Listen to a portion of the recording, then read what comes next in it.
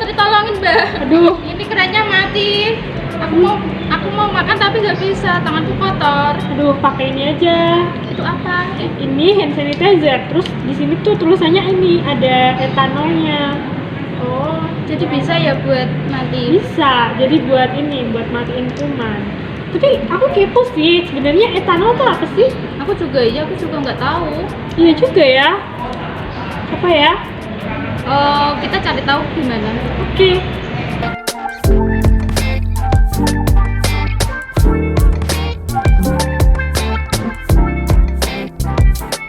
Nah, anak-anak, setelah tadi kalian melihat tentang senyawa yang ada di dalam hand sanitizer, kali ini kita akan mempelajari senyawa karbon yang terdapat pada hand sanitizer. Jadi, di dalam hand sanitizer itu mengandung salah satu zat yaitu alkohol. Sebenarnya apa sih alkohol itu? Nah, alkohol ini adalah salah satu senyawa turunan alkana yang memiliki beberapa kekhasan. Yang pertama, alkohol itu memiliki rumus molekul CnH2n+2O. Jadi kalau dia memiliki satu C, maka hanya akan ada 4 dan O. Jadi CH4O. Kemudian yang khas dari alkohol lain adalah dia memiliki struktur ROH, di mana R adalah senyawa alkil atau gugus alkil. Nah, jadi yang jadi khasnya adalah gugus fungsinya itu tadi, yaitu OH-nya. Nah, contohnya misalnya ada alkil CH3 yang kemudian mengikat OH. Alkilnya adalah metana, kemudian dia mengikat OH, maka namanya berubah menjadi metanol. Bagaimana sih sebenarnya cara memberi nama pada senyawa alkohol itu? Yang pertama, ini di layar teman-teman ada 2 contoh senyawa alkohol. Jadi yang pertama kali kita lihat adalah rantai terpanjang yang paling memungkinkan. Kita bahas dulu yang di sebelah kiri. Yang paling memungkinkan adalah 4C ya. CH3, CH2, CH dan CH2. Itu adalah sebagai rantai utama. Kemudian ada gugus OH sebagai alkoholnya di nomor 1.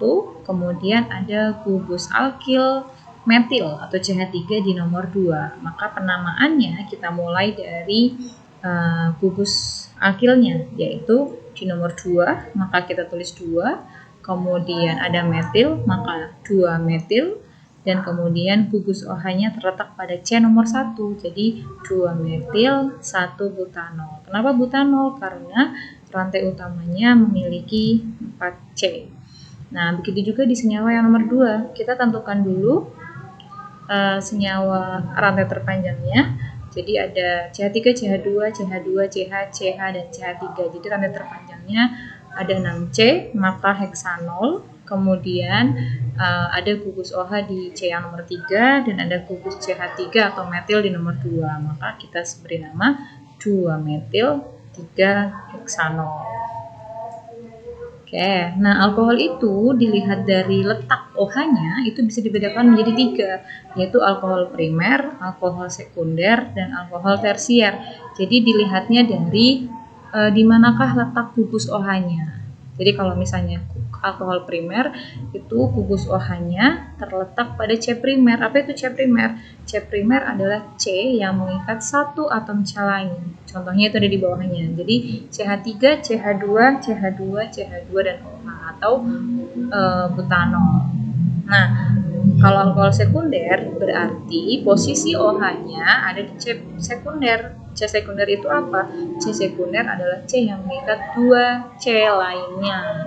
Jadi OH-nya mengikat pada C sekunder. Kemudian yang terakhir adalah ada alkohol tersier. Alkohol tersier itu adalah gugus OH-nya mengikat pada atom C tersier atau C yang mengikat 3 atom C lainnya. Nah, jenis-jenis alkohol juga bisa kita lihat dari berapa jumlah gugus OH yang terdapat dalam senyawa tersebut. Ada 3 jenis, yaitu monoalkohol, dialkohol, dan polialkohol. Monoalkohol itu adalah senyawa alkohol yang mempunyai satu gugus fungsi, sedangkan dialkohol adalah senyawa alkohol yang mempunyai 2 gugus fungsi OH.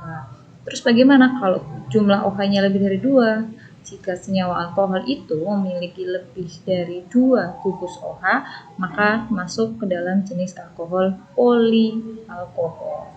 Itu tadi tentang tata nama dan jenis-jenis alkohol. Sekarang kita kembali ke cerita tadi yang ada di video sebelumnya bahwa senyawa apa saja yang di dalam senyawa alkohol apa yang ada di dalam hand sanitizer. Kalau tertulis bahwa di dalam hand sanitizer itu ada etanol. Etanol berarti dia memiliki C-nya 2. Kalau C-nya 2 karena alkohol adalah CnH2n+2O, maka rumusnya adalah C2H6O dengan rumus struktur yang ada di layar, bisa teman-teman lihat. Nah, kalau dilihat dari letak gugus OH-nya termasuk jenis alkohol apa? Jenis alkohol primer karena gugus OH-nya terikat pada C primer.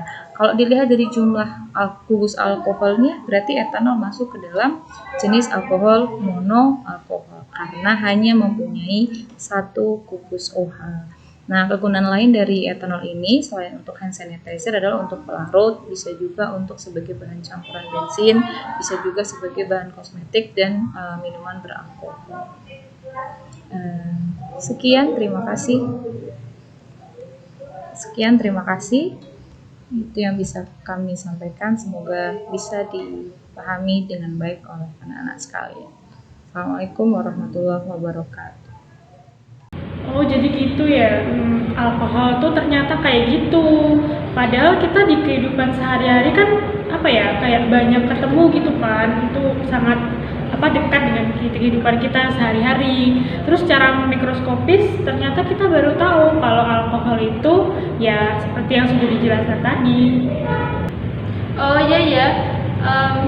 Kemudian alkohol juga ada banyak manfaatnya loh. Selain itu bisa buat bahan pewarna, kemudian bahan kosmetik juga loh, kemudian bahan-bahan untuk minuman alkohol. Kamu baru tahu nggak? Iya sih, ini membantu banget ya. Penjelasannya kan tadi juga singkat. Oke.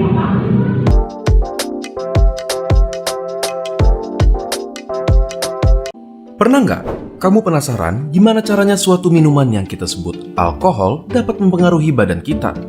Gimana caranya? Cuma dengan mengkonsumsinya lewat mulut yang harusnya tujuannya ke lambung, malah bikin kita pusing dan bahkan sampai mabuk.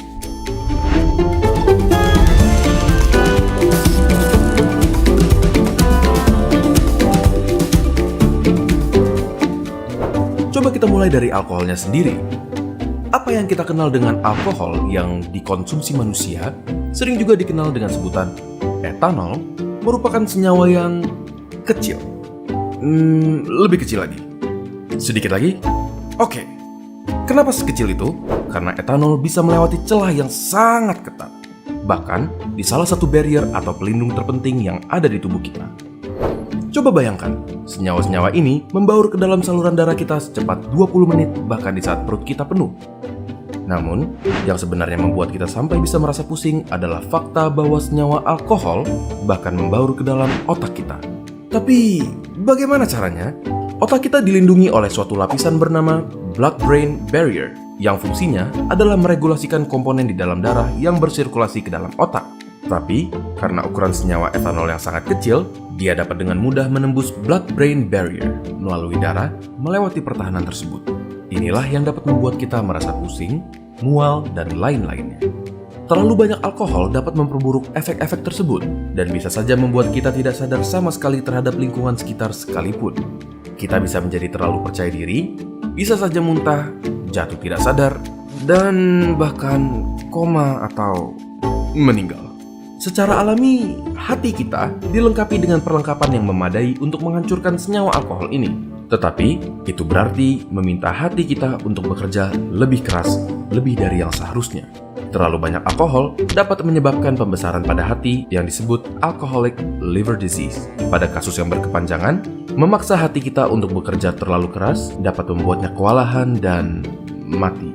Kebetulan, kita tidak bisa hidup tanpa hati. Tidak hanya itu, alkohol juga mengganggu produksi darah di dalam sumsum tulang dan mengakibatkan anemia suatu kondisi di mana tubuh kita tidak mempunyai cukup banyak sel darah merah dan dapat mengakibatkan kelelahan dan bahkan mengancam nyawa jika berlanjut terlalu parah. Jadi, seberapa banyak alkohol yang bisa kita minum? Jawaban yang benar adalah tidak sama sekali.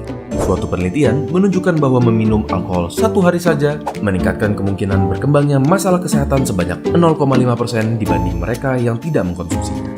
Bagaimana menurut kalian? Apakah fakta-fakta ini cukup mengerikan atau terdengar biasa saja?